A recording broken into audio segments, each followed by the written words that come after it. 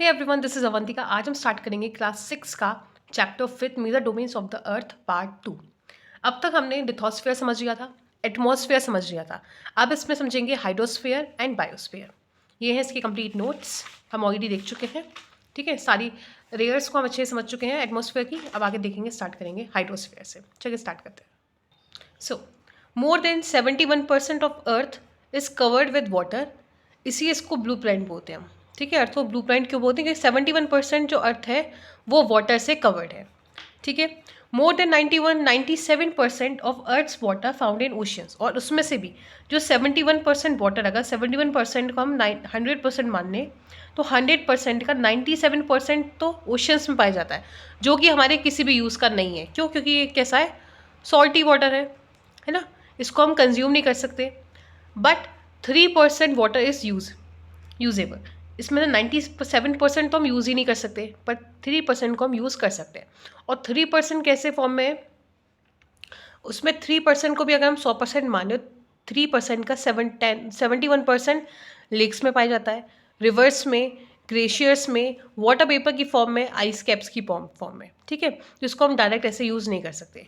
Reverse और lakes का तो यूज़ कर लेंगे, पर ग्लेशियर्स पिघल गए तो वो हमारे लिए कंसर्न का एक टॉपिक हो जाएगा कि हम ग्लेशियर्स अगर पिघलेंगे तो हमारी लाइफ एग्जिस्ट नहीं कर पाएगी, सुनामी वगैरह आ जाएगी वहाँ पे। ठीक है, water can never be created and destroyed. एक पॉइंट ये भी याद रखना, वाटर को कभी भी हम बना नहीं सकते और कभी भी इसको ख़त्म नहीं कर सकते। अगर हम सोचते हैं पानी गंदा हो गया तो वो सीवेज में चला जाएगा, वहाँ से फिर लेक्स में, रिवर्स में मिल जाता है, वहाँ से वेपराइज होता है, फिर वापस हम दोबारा यूज़ करते हैं। रेन होती है, फिर हम दोबारा यूज़ करते हैं। तो वाटर कभी भी डिस्ट्रॉय नहीं होता।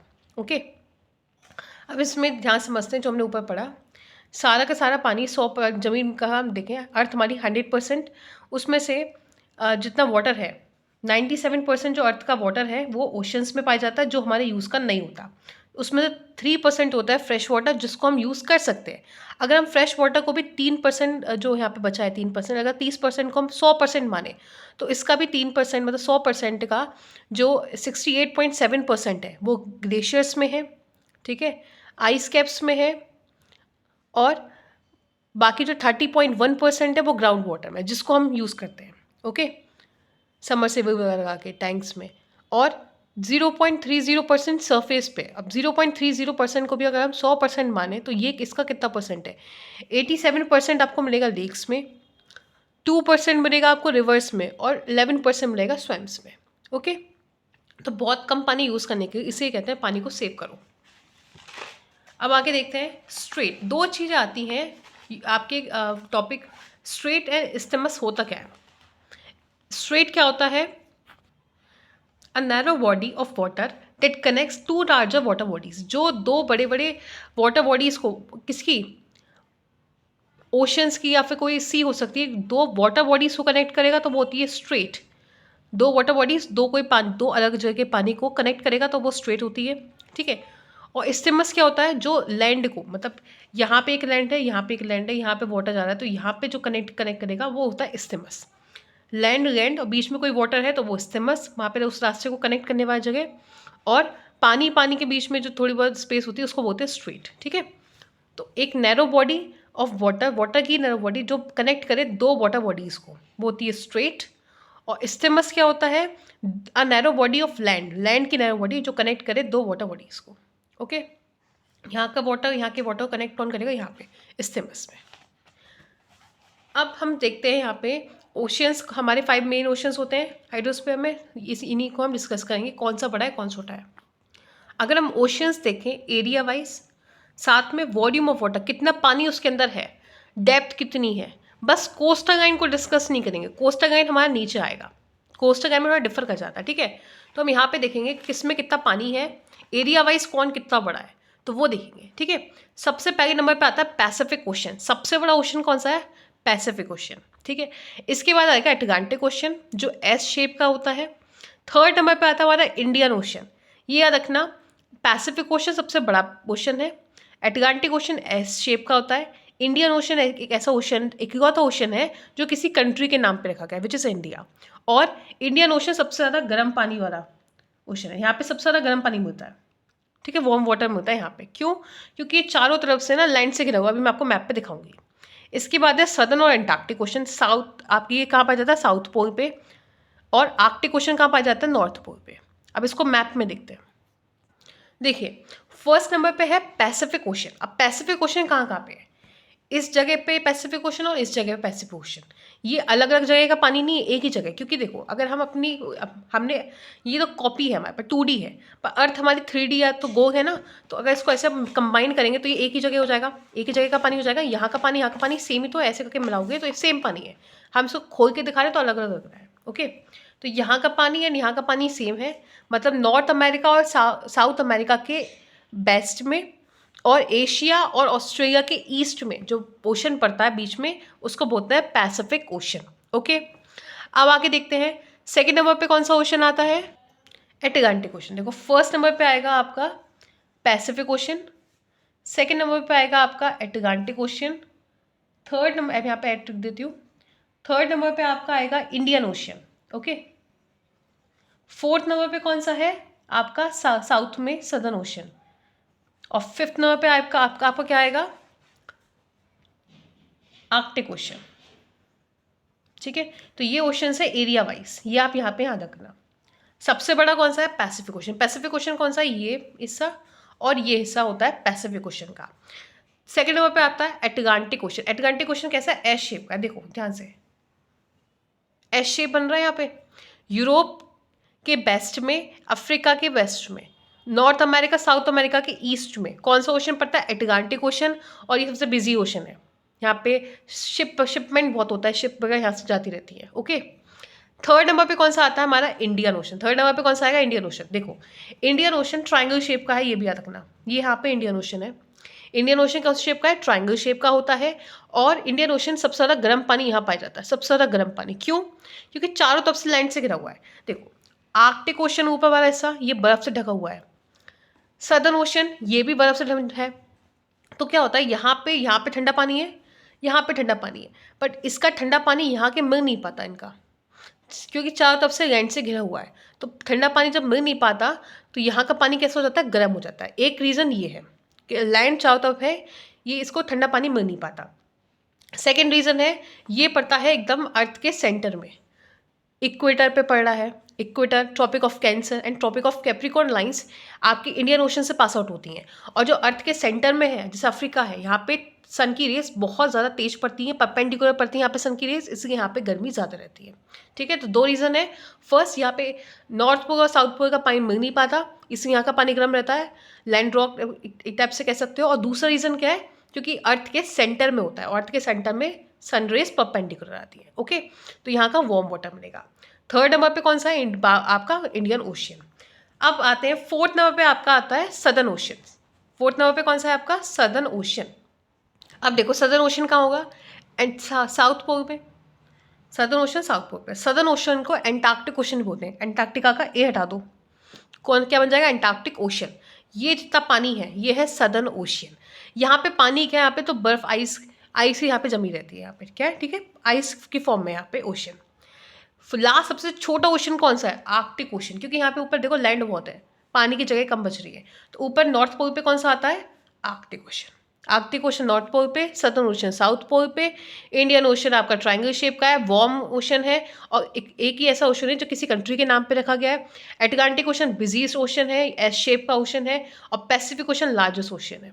ओके, अब देखते हैं हम कोस्टल लाइन के अकॉर्डिंग, ये हमने देखा एरिया वाइज, क्या देखा हमने, एरिया वाइज देखा।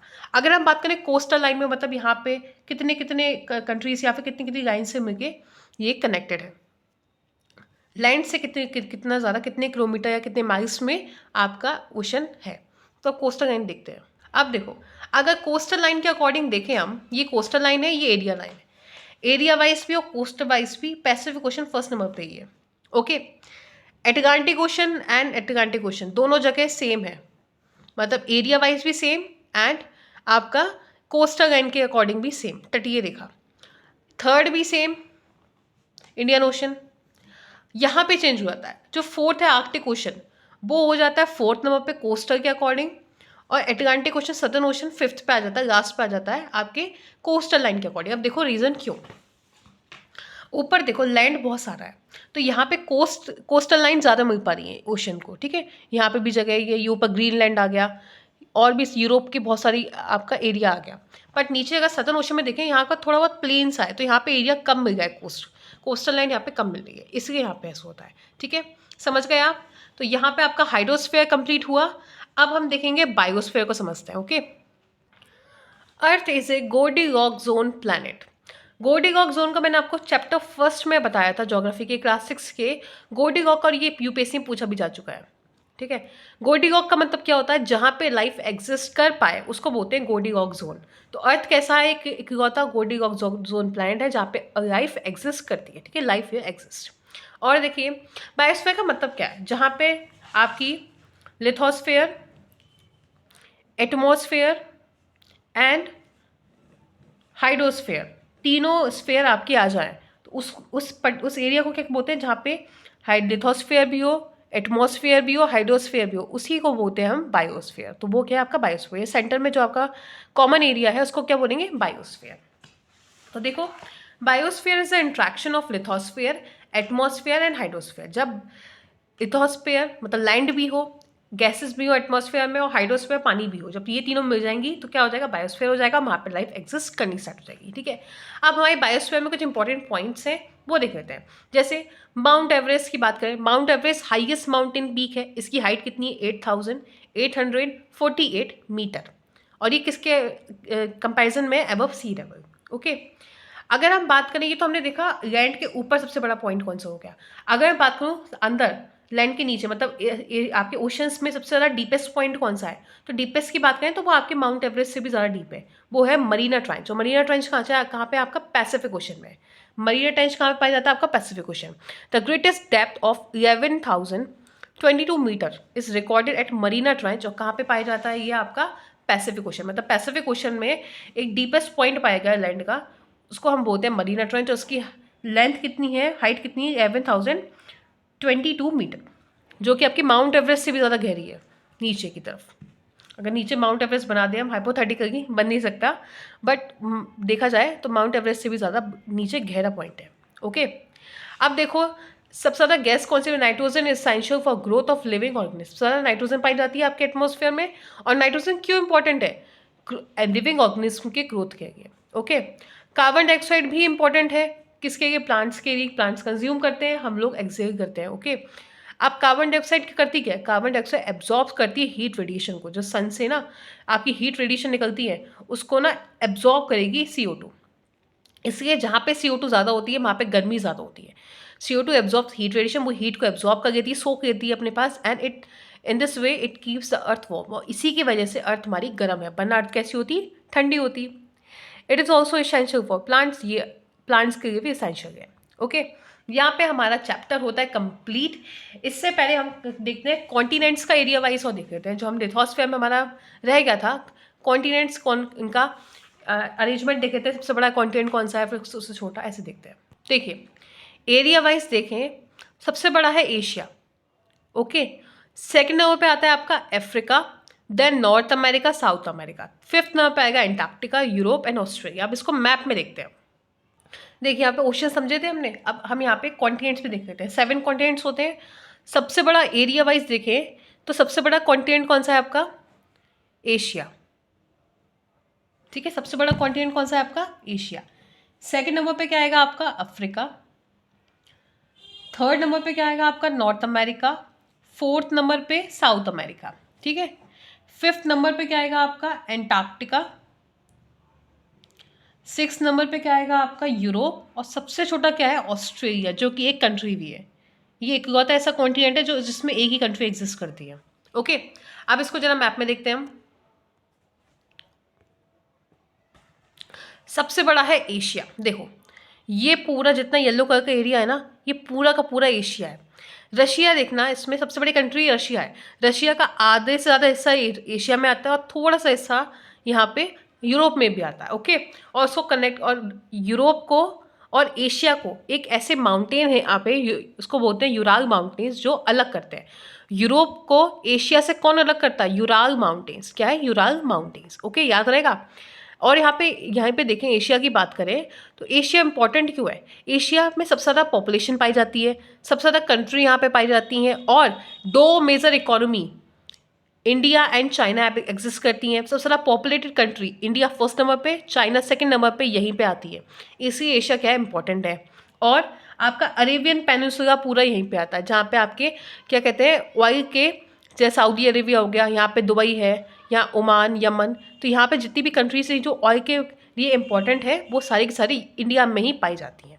ओके, याद रहेगा, इंपॉर्टेंट कंसेप्ट है। आगे देखते हैं यूरोप। यूरोप को एशिया को अलग कौन करेगा? Ural mountains. यहाँ पे यूरोप को तो आपको पता है सारी की सारी कंट्रीज कैसी है, डेवलप कंट्रीज है, इकोनॉमी काफ़ी अच्छी है इन लोगों की। अब देखिए, सेकेंड नंबर पे आता है अफ्रीका। सेकेंड नंबर पे एरिया वाइज कौन सी कंट्री आती है, कौन सा कॉन्टिनेंट आता है? अफ्रीका। सबसे बड़ा एशिया। एशिया के बाद हम चलेंगे अफ्रीका की तरफ। अफ्रीका के बाद में क्या देखें, अफ्रीका में देखो यहाँ पे जो कंट्रीज़ हैं उनकी इकोनॉमी काफ़ी लो है, काफ़ी ज़्यादा लो है, यहाँ पे गरीबी बहुत है, और यहाँ पे देखिए डेवलपमेंट बहुत ज़्यादा ही कम है। यहाँ पे डेवलपिंग कंट्रीज़ में ना डेवलपिंग से भी ज़्यादा नीचे है। और साथ में इम्पोर्टेंट यहाँ पे ये है कि ये इकलौता ऐसा कॉन्टिनेंट है जिससे इक्वेटर की line, Tropic of Cancer and Tropic of Capricorn, तीनों 3 मेजर लाइंस पास आउट होती हैं। ये इकलौता ऐसा कॉन्टिनेंट है, ठीक है।